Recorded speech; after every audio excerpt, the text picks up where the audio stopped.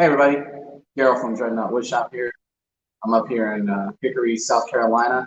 North Carolina. Ooh. Hickory, North Carolina. The kind folks over at Klingspor invited me to come out and show you guys a couple of things. I'm going to be up here representing Robert Sorby tool, and we're going to make a little lidded box tonight. You ready to get going with that? What you making that out of?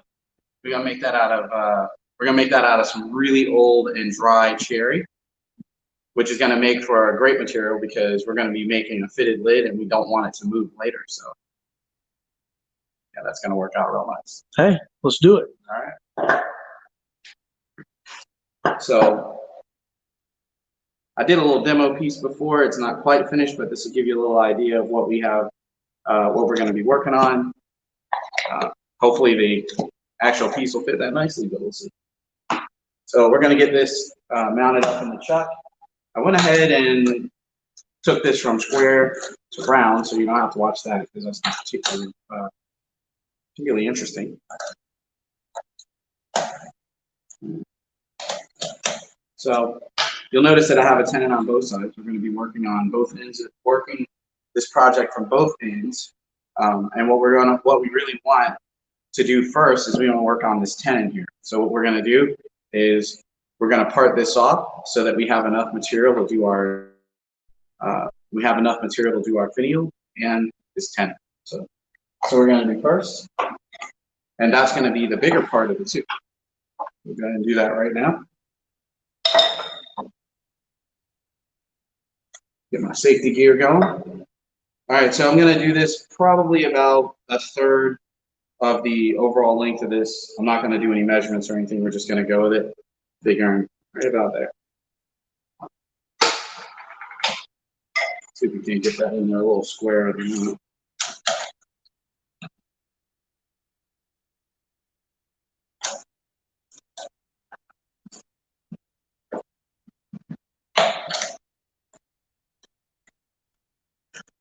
Let's do it from the other side.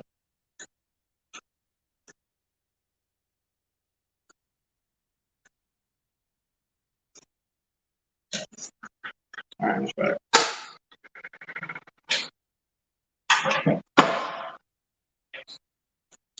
Sorry about that. It's going to bring out the tail stock. We got a little wobble in there, just for safety's sake.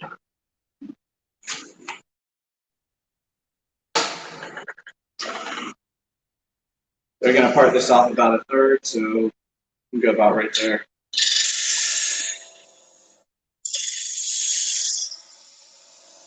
When you use a parting tool, especially if you're going to part something this big, you want to do this in 2 passes. So you want to make 2 passes with the tool and alternate between the 2 to make sure that you're not pinching the blade, and because it can heat up it can get pretty hot and that'll cause your sharp edge to dull faster.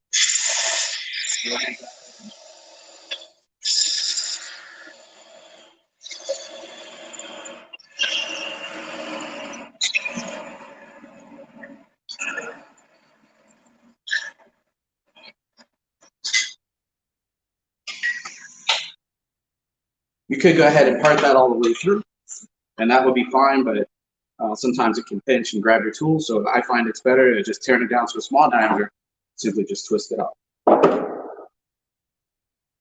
So the first thing we're going to do is we're going to work on getting our tenon for the bottom of the lid. So it doesn't really matter. I mean, you wanted to have certain dimensions. This would be the time to break out your calipers, but I'm going to go about 2.5 inches, same as I did with this one here. There's lots of rules you can follow, thirds and all that, but I just like to have fun at the lathe, so that's what I'm going to do. So I'm going to turn it down, and I'm going to check it with the calipers from time to time, make sure that I'm getting close to where I want to be here.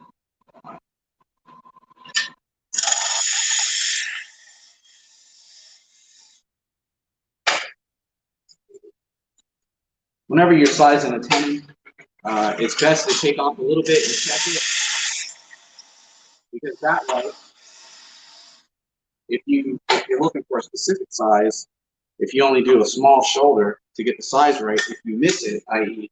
cut too far, you can always cut that face off and move on without wasting like, a lot of your material.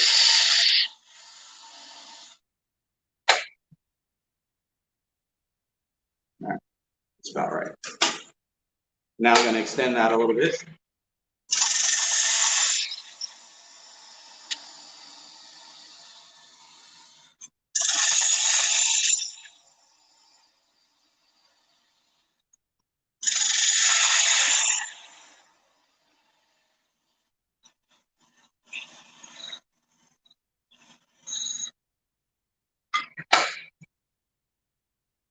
Make sure we got a nice clean shoulder there. We do.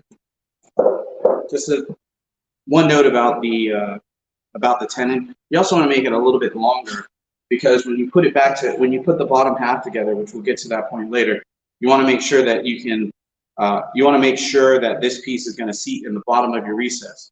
Because if it doesn't, if it seats on the shoulder instead, when you go to put it together, when you go to put the two pieces together, it'll sink down below the surface. Which, if that's part of your design, that's fine. But if not, you're going to be in for a nasty little surprise. So this is, like I said, this is the tenon on the bottom of the lid. This is our only opportunity to decorate it. So we're going to go ahead and do that next. I'm going to switch to a spindle gouge here. And what I'm going to do is go ahead and I'm going to clean this up and put just a little bit of a decorative pollen on the bottom.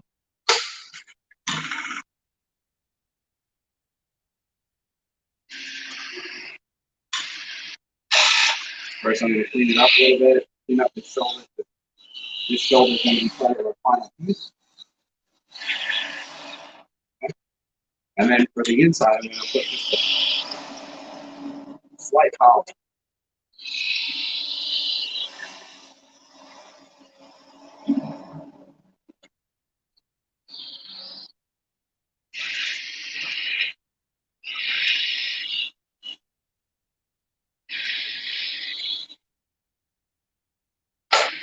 Take a look at that. Should be about what I'm looking for. Yep. So, like I said, it's a good time to decorate the bottom of the lid. So I have the Robert Sorby spiraling and texturing tool here. This is the micro version. And what I'm going to do with that is I'm going to take it and do a little bit of decoration here on the bottom of the lid.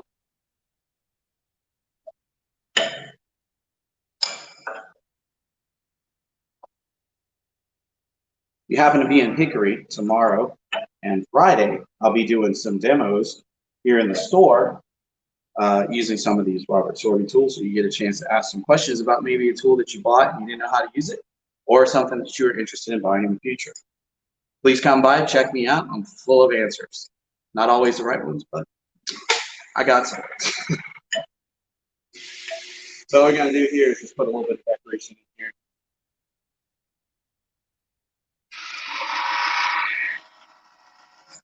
Not going to get too crazy for the purposes of this demonstration, but just to show you a little bit of what this tool can do. You got a nice little spiral going on there in the center now.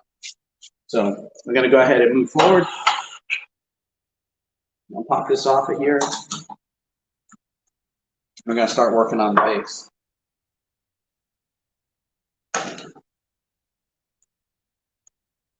So the first order of business, we need to get a recess here to seat our tenon on the lid. So we're going to be using a set of micrometer calipers, I guess, to mark this out. We're going to be about on center. And what we're going to do is we're going to take this, and you don't need to turn the display on. We're just using this for relative measurements. So you're going to go ahead and measure this, figure out exactly what size it is. Now, I could have just as easily have used that same, measurement that I used to size out the tenon. But the thing is, once you get done trimming it up and sanding it or whatever, you know, it can change size. So you always want to work relative to the piece that you're working on. So take a measurement from the tenon to make this mark. And I don't know if you've ever used these before, But this is a very useful way to make a guide to let you know about where you need to cut, about where you need to cut to make this recess. Now, the way this works is the wood rotates this way. And if you contact this back pin, it's going to want to lift it up because in the back the wood's going up. So you only want to contact the front. And what you want to do is go ahead and contact that. And then, I don't know if you can see it or not, but you can see that it starts to make a line here. I can see it's way off back there. So I'll move it over just a little bit. And I just let this point kind of hover over just to give me a good idea of where I need to be. And it's perfectly safe as long as you don't contact those points. You don't want to contact the bottom. So that gives us an idea of where we need to be. We're going to go back to our parting tool. Get my tool rest, get my height right here. Cutting. And crank up the speed a bit. Now what I'm going to do first is I'm going to cut to the inside of that line. And then I'm going to sneak up on it. Because this is not an exact measure of the diameter using that system, but it does get you very close. It takes a lot of guesswork out.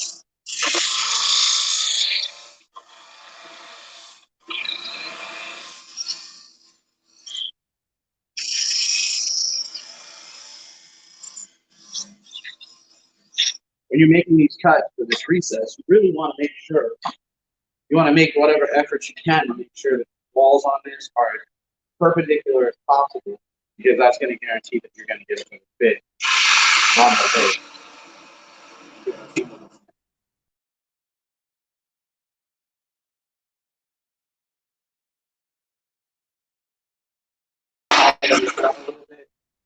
Just in case you need to, just in case you need to adjust the depth on the outside. Because all this material is building.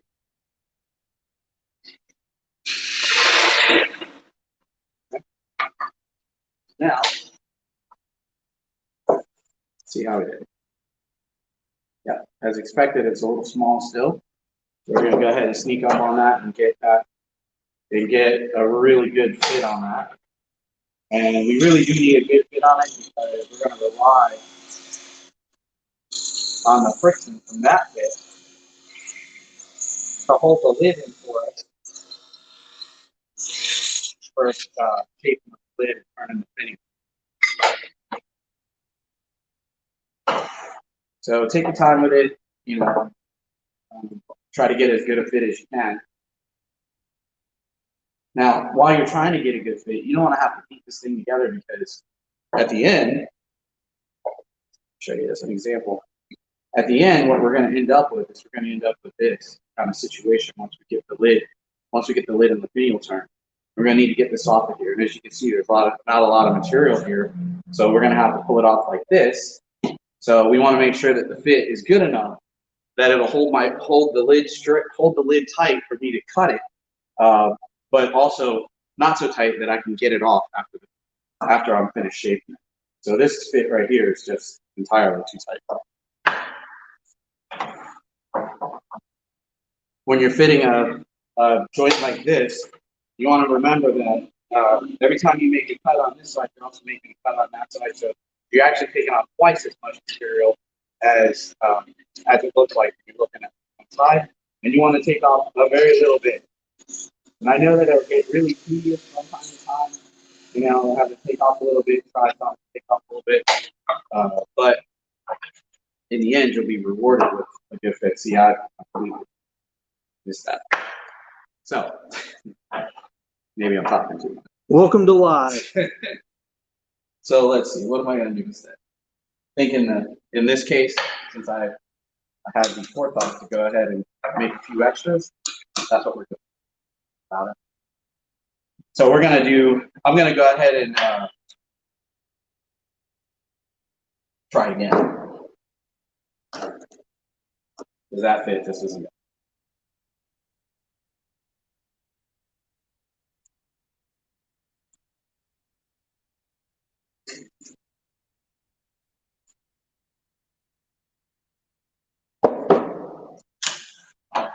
So in case you missed the bit about sizing, in case you missed the bit about sizing, you can see it again. Leave it like instant replay.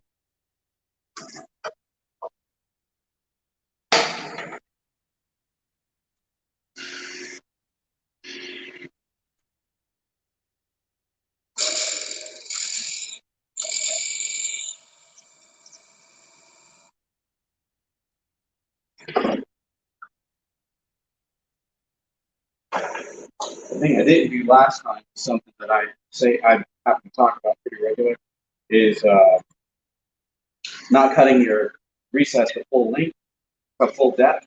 That way I would have been able to cut that off and continue, but I won't do that.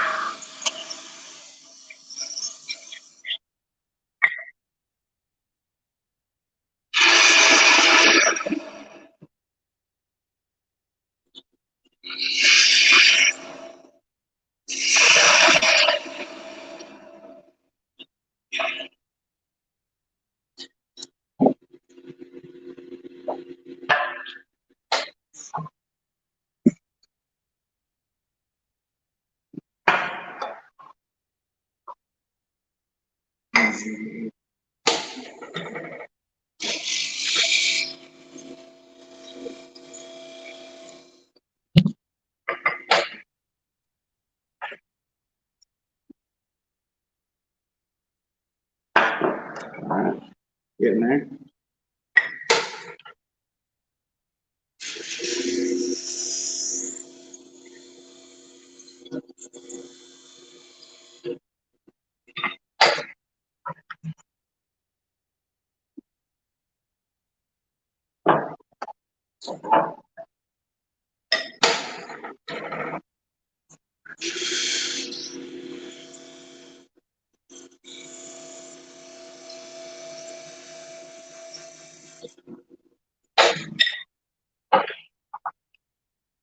Earlier today, before I started doing the video, I did a test piece where it fit perfectly,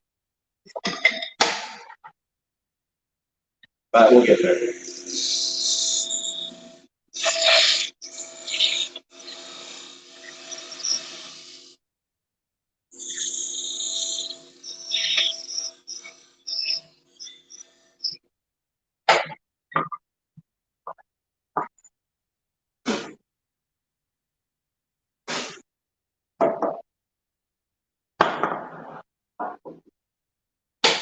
In other situations, you can use a paper towel trick, which would be to take a paper towel and place it in the recess to pick up the extra space when you miss the fit.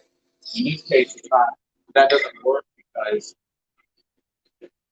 that won't work in this case because we're going to cut the lid, the transition from the body of the piece to the lid in one cut. And then when you take that paper towel out, that extra depth is going to cause your lid to sit down below a little bit.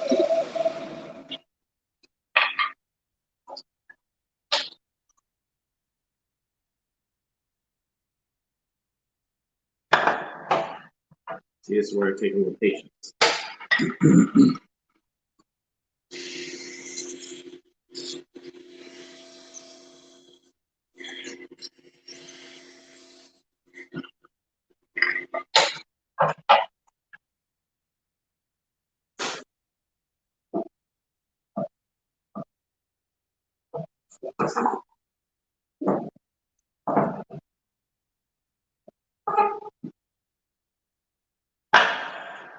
Okay. So I'm going to take a little bit off the top here.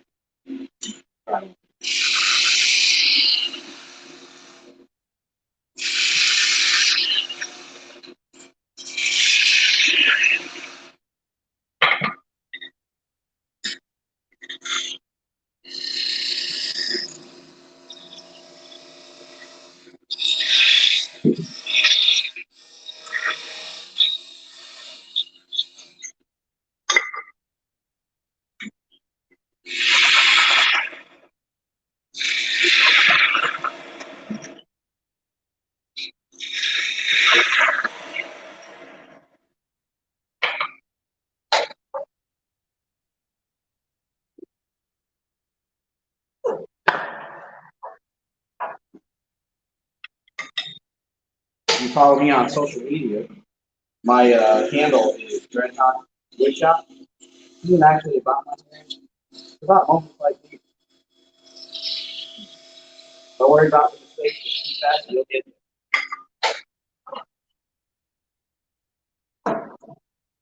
All right, I think that just about did it. Hopefully, I'll just overslide it this time.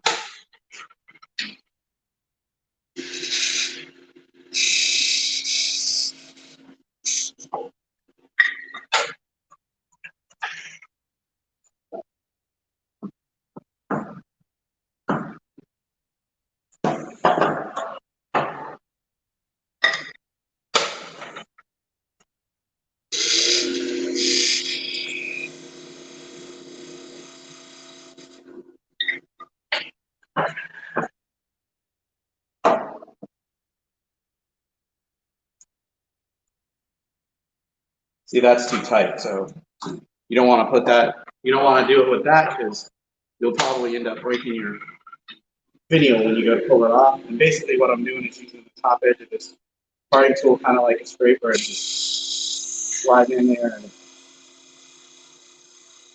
and shaving off just a little bit and try to get me where I need to go.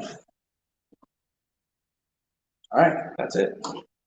So I'm going to extend that down just a little bit. I have enough material to cut where the two pieces meet, where the body and the lid meet. So I'm just going to line this up at the side,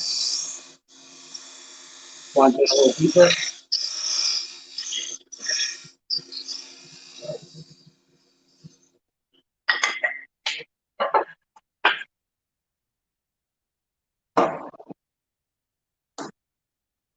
All right. Finally, we can move on.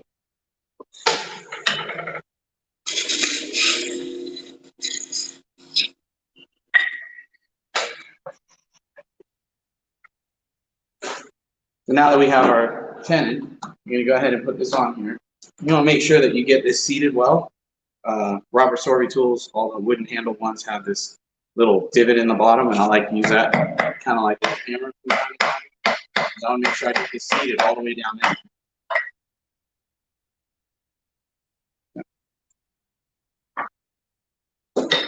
I'm going to bring my tailstock for support for the majority of the shaping of the lid. Okay. Now the majority of this material, we're going to waste it away so we can get down to our lid and get ready to make our finish. So I'm using a 1/2-inch bowl gouge here.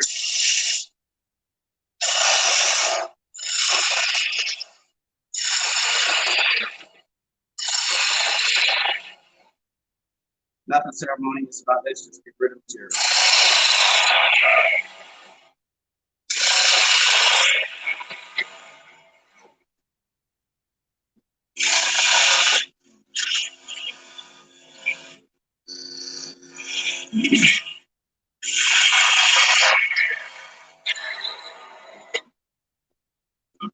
So now that I got rid of some of that, I'm going to go ahead and start shaping the top shoulder of the body of the box.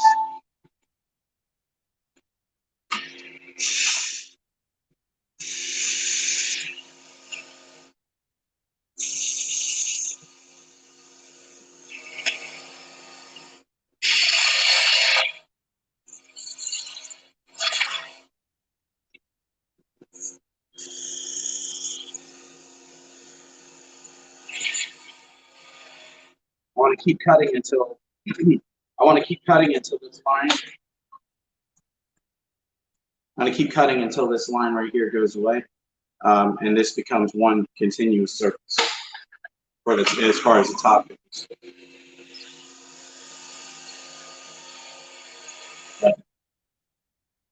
So now that I have the top shape pretty much where I want it to go, I can start to shape off the bottom. The back one.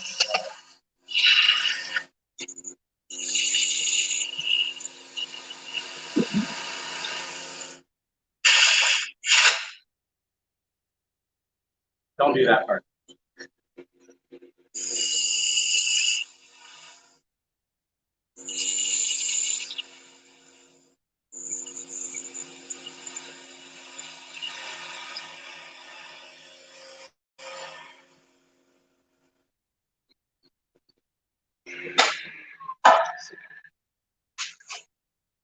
rounded the other one out a little bit more, but I kind of digging that, so we'll go with it. So I got a little bit of stuff right here. I guess the bit on the top of that tenon isn't quite as tight as I'd like, so I'm going to cut just a little bit more of that away before I start working on the fitting.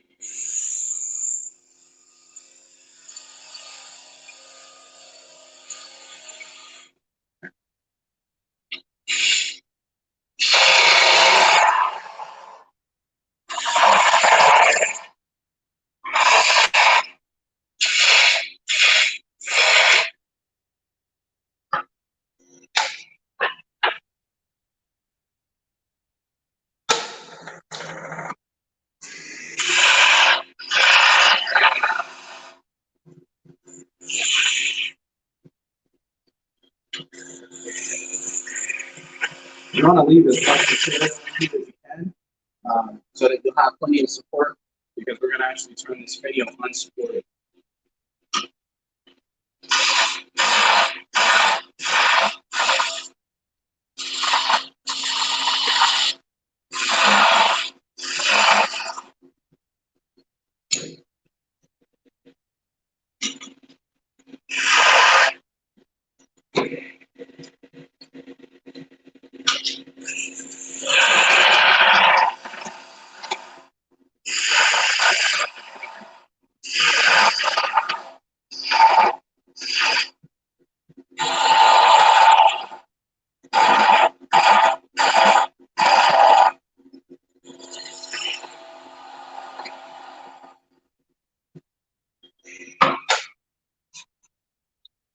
So I want to have this. I want to have the finial piece to be about two thirds of the height of this whole piece. So see, so I want to be about twice that. So that looks about right. So we'll be able to work that right to the end. Switch to my detail gouge here. I'm going to work out the very end of this and then remove the tailstock before I start working on the spinning.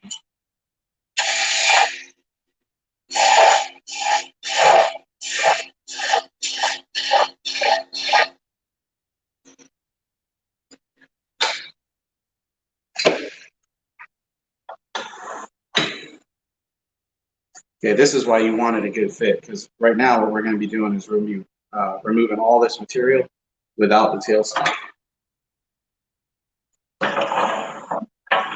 It's going to also allow me to get closer to the work. Now, when you're doing this, you want to be as gentle. You don't want to be too aggressive, because you don't want to knock it out of there. Whenever you can, cut back towards the headstock, because then you're applying pressure in the right direction, driving it in versus driving it out and risking pulling it out.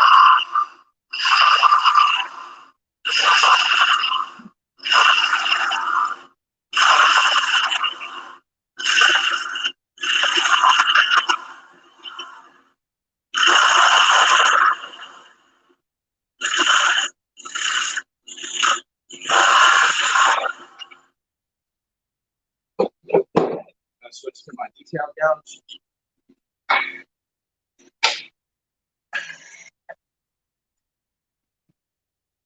So this is a 3/8 spindle gouge with a modified grind on it. So I have it set. It's a 40-degree grind that I have on here with long wings on it, which help me to get in and out of tight spaces. And I've also reduced the heel.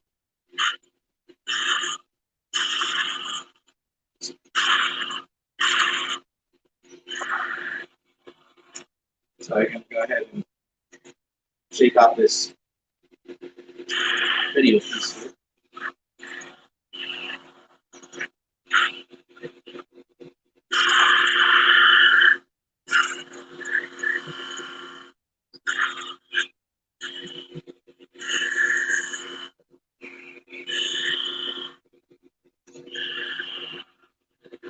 Doing finials is one of my favorite things to do with the lathe.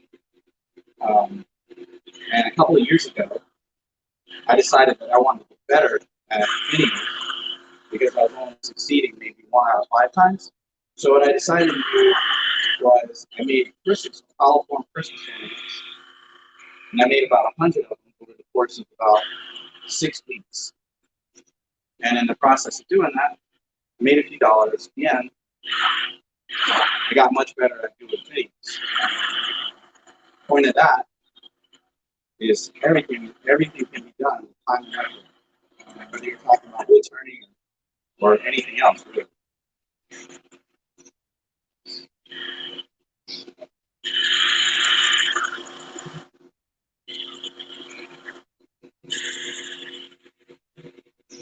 Now, from the smallest thing backwards, they can be very difficult to cut on this once you removed a lot of the material.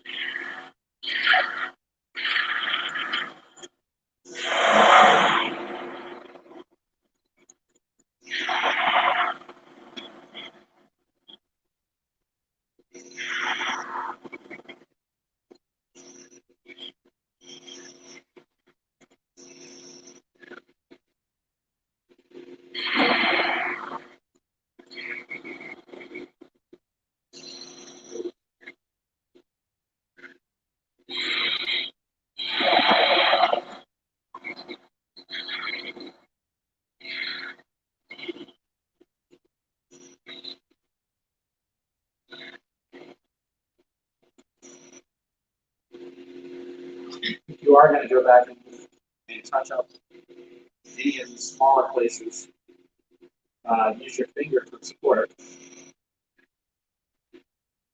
And you definitely want to be using a very light pressure because there's not much there. You literally can push this and snap it right off.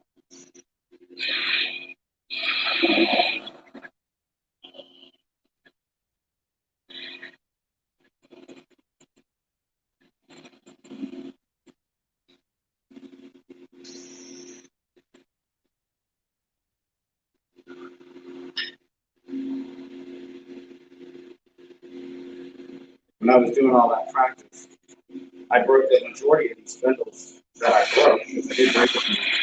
I actually broke them in sand. One time I was talking on the phone, which I shouldn't probably be doing anyway, and I responded like, "What?" to something somebody said, and then pushed this down. And I was not happy.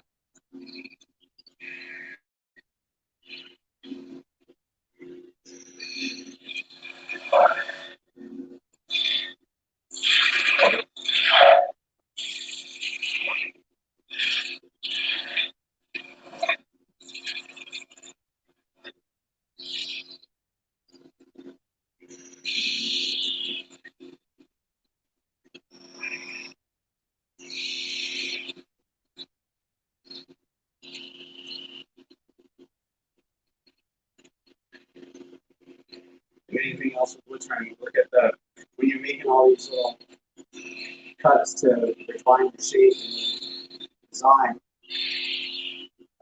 Watch what you're doing from the horizon to be the opposite surface that you're cutting to get a good idea of what your changes are doing to the shape.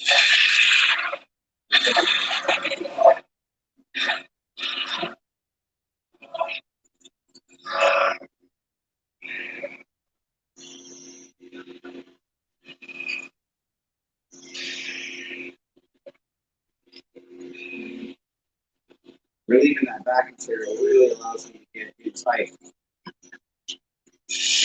Move,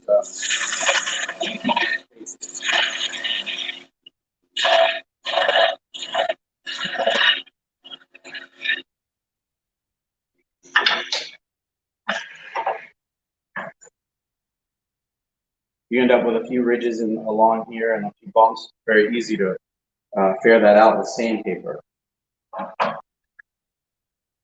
Just when you're sanding, make sure you don't cross the transition. If you have a sharp corner that you want to keep, do not touch it with sandpaper, or it will be no more. Sponsored by Klingspor.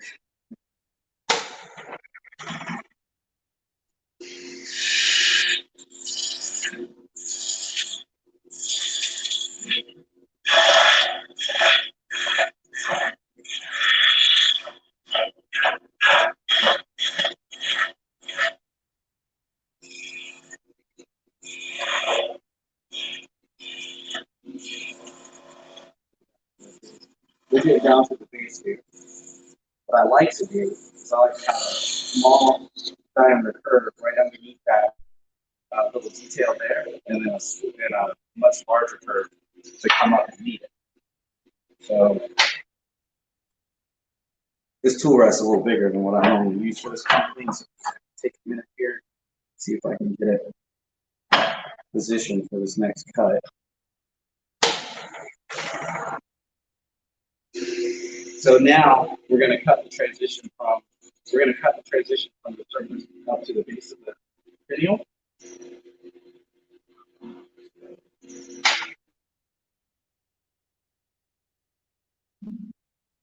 I turn the lathe off a lot and inspect. It's a lot easier to take a minute and check versus doing something crazy and ruin it.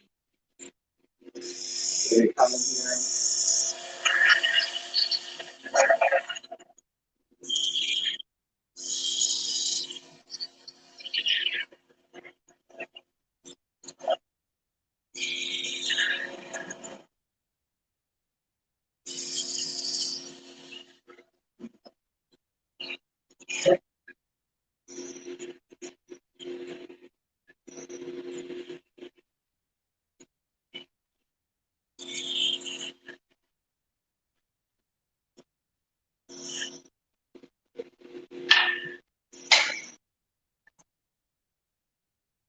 All right, and that'll finish off our top piece there.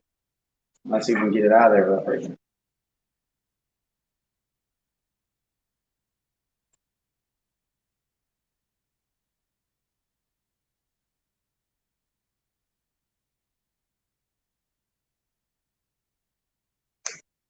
All right, some of it's coming out.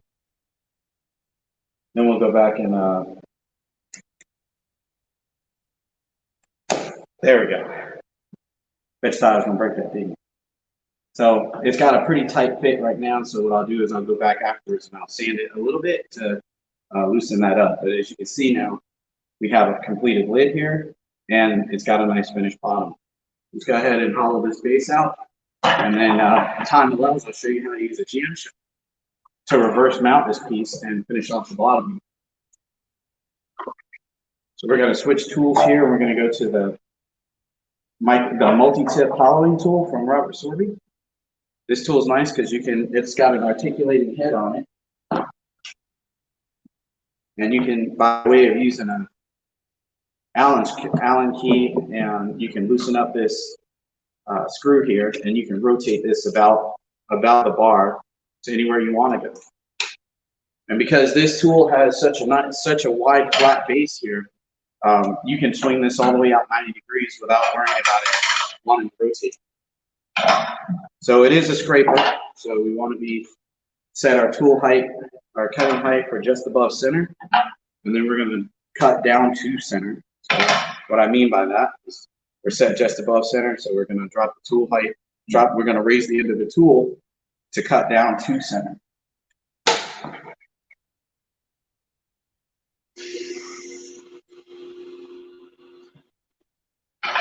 And this tool really excels at in-grain hollowing, which is what we're doing here.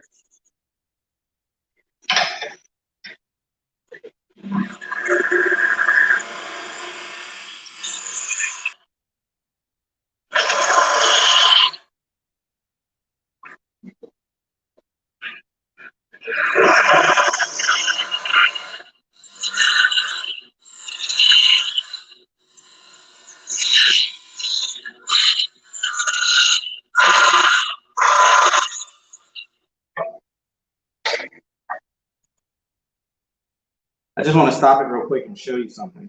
So what I like to do is I like to make sure that I leave just a little bit of a shoulder here at the bottom for the other piece.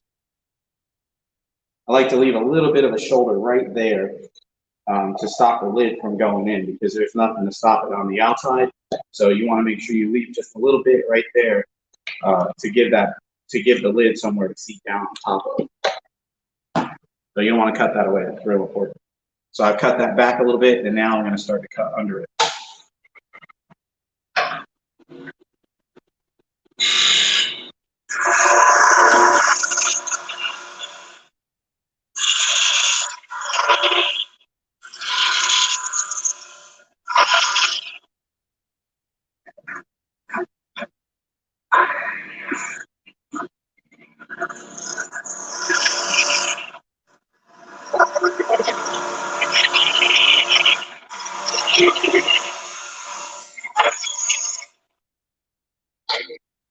And this is hot. This is hollowing, which is kind of blind cutting.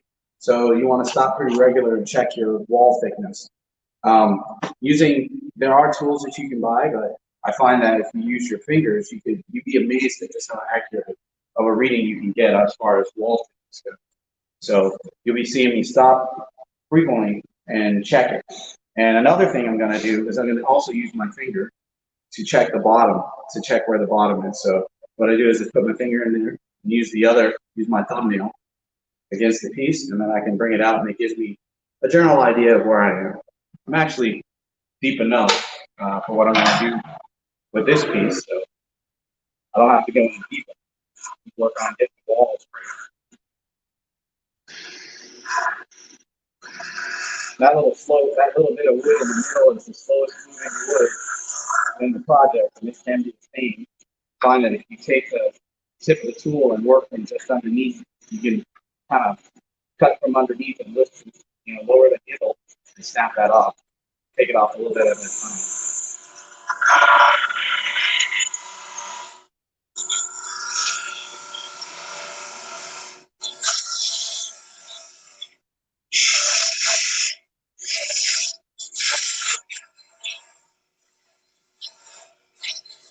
Now I've got most of that, and I need to get up under the shoulder. I need to get up under the shoulder here. So this is where having this articulating feature on the cutter is really useful. I can rotate that around, and now I can reach further. Out and cut right underneath that rim.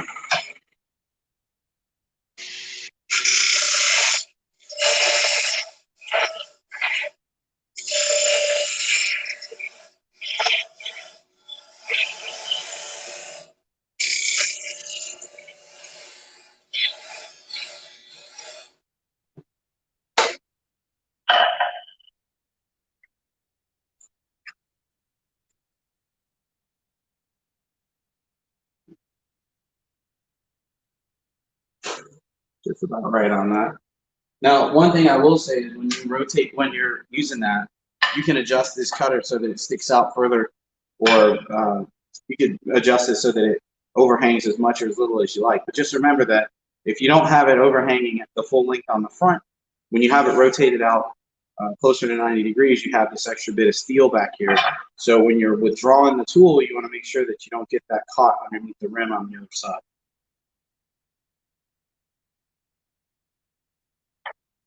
So I'm going to straighten this out just a little bit so I can work on the bottom a little. And then we'll talk about jam chucks.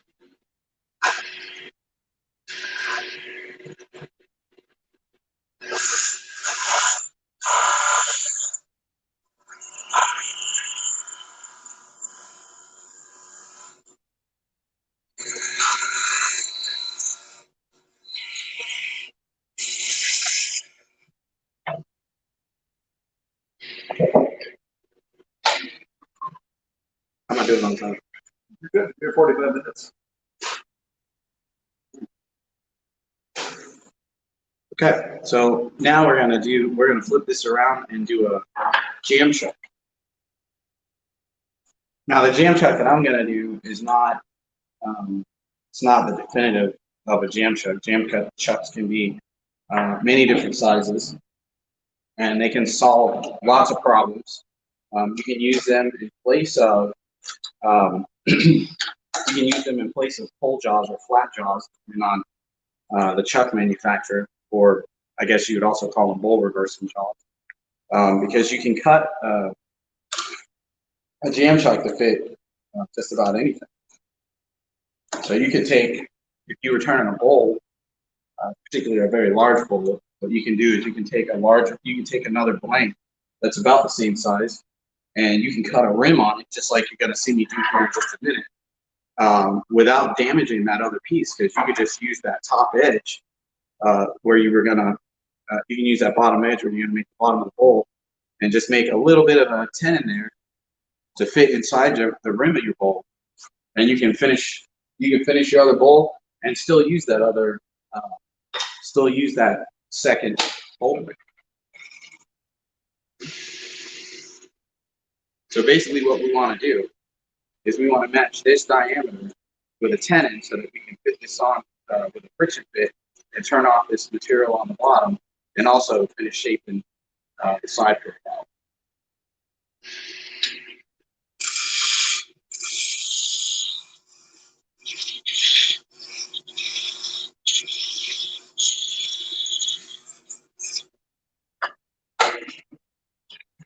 This is another place where the micrometers come in handy.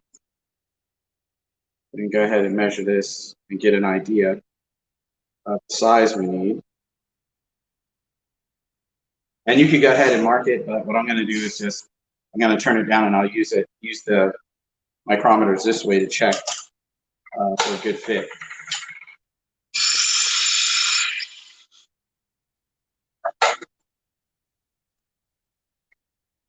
This is another place where cutting a shallow tenon first will help. But if you miss it, you'll have a guide to let you know where too far it is, for one. And for two, you can continue to cut without wasting a lot of material.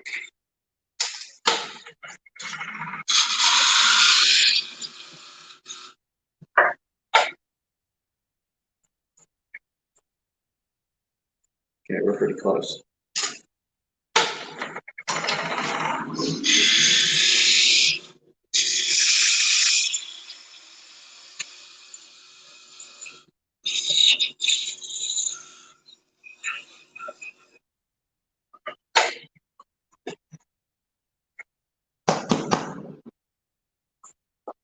Oh, see that? Missed it. Now, this would be a good opportunity where you could use, well, I don't have one, but you could use a paper towel here because, say, you wouldn't want to use it in this case because you don't want to have it sit down too deep in there. Oh, we do have a paper towel. Awesome. But in this case, if you had a paper towel trick, this would have, when I went to put this on at the end, it would have sunk down below the surface and then my lines would be ruined. But in this case, we don't have to worry about that. So you go ahead and use the paper towel trick, which is handy to know because it's pretty easy to miss your fit. So your paper towel will take up the extra space. Turns out I need two this time.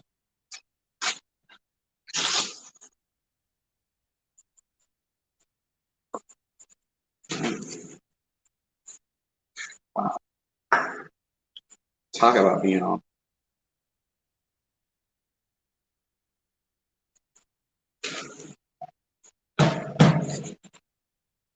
Okay, so that takes, all right, I'll just cut it again. I swear it works.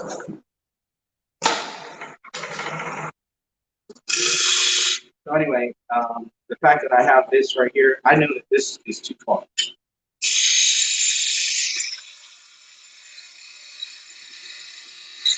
Cut down pretty close to it.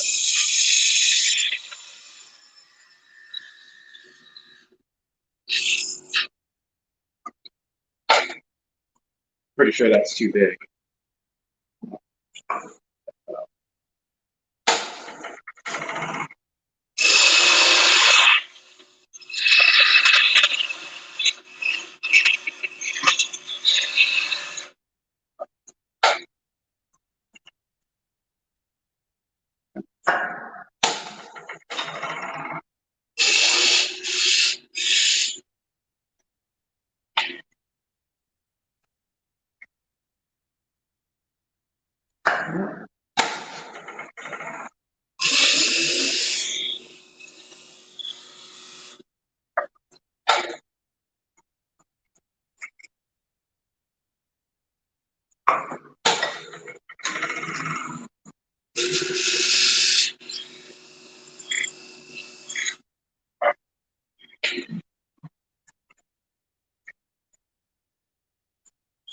Okay, so that is pretty close to the fit that I want. This actually will work, but in the case that it wasn't quite tight enough and you started cutting and it slipped, a paper towel would be a good it would be a good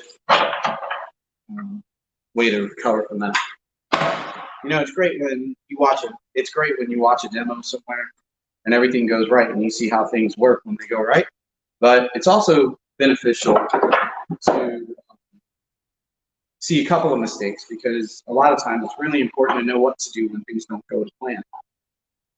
That's not just me trying to cover up for making a few boo-boos. That's actually good advice.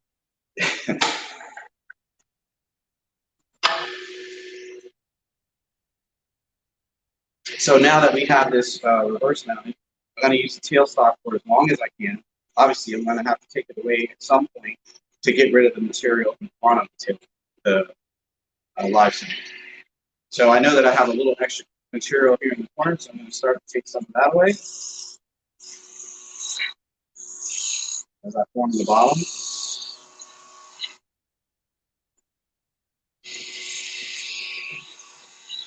And then I want to get rid of most of it.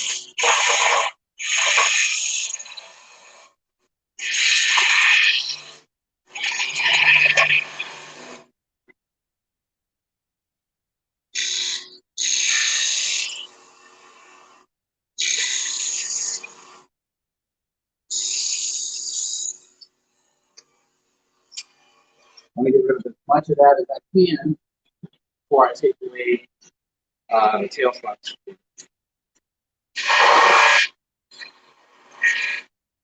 So here I'm using my detail gouge because I can work underneath.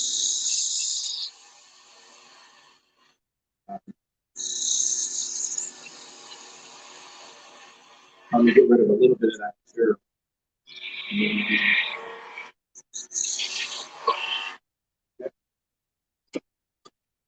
So I got rid of as much of it as I'm comfortable with cutting. You can also see that I've cut a little bit of hollow on the bottom. Whenever you can, it's good to do that with the bottom of your pieces, because you want to, if it warps, it'll only rock over the edge instead of the full bottom of your piece. And it won't rock quite as badly. Now, at this point, it's held on there pretty good, but this is one of those times where you want to do most of your cuts going towards the headstock to drive your piece into the jam shaft.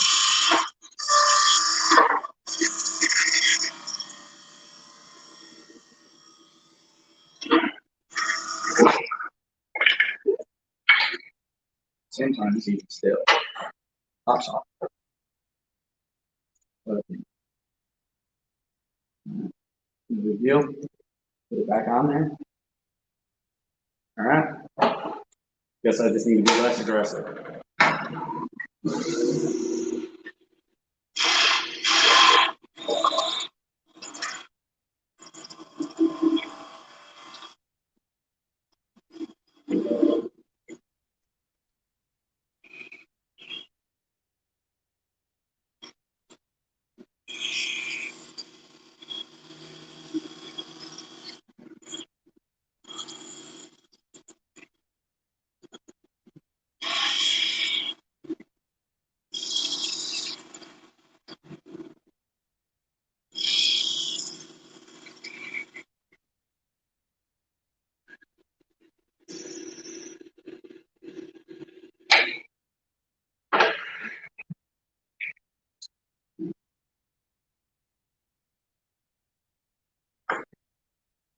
I did forget to do one thing that would have been really useful.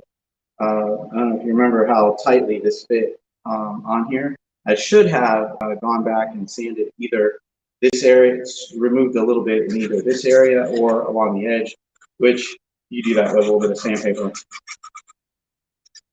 and you get the fit you're looking for.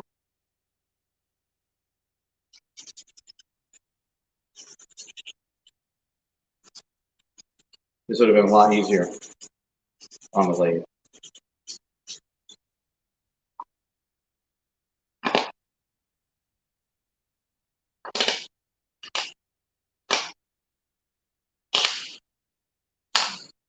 All right, and there we go. Nice little hollow form. Beautifully done.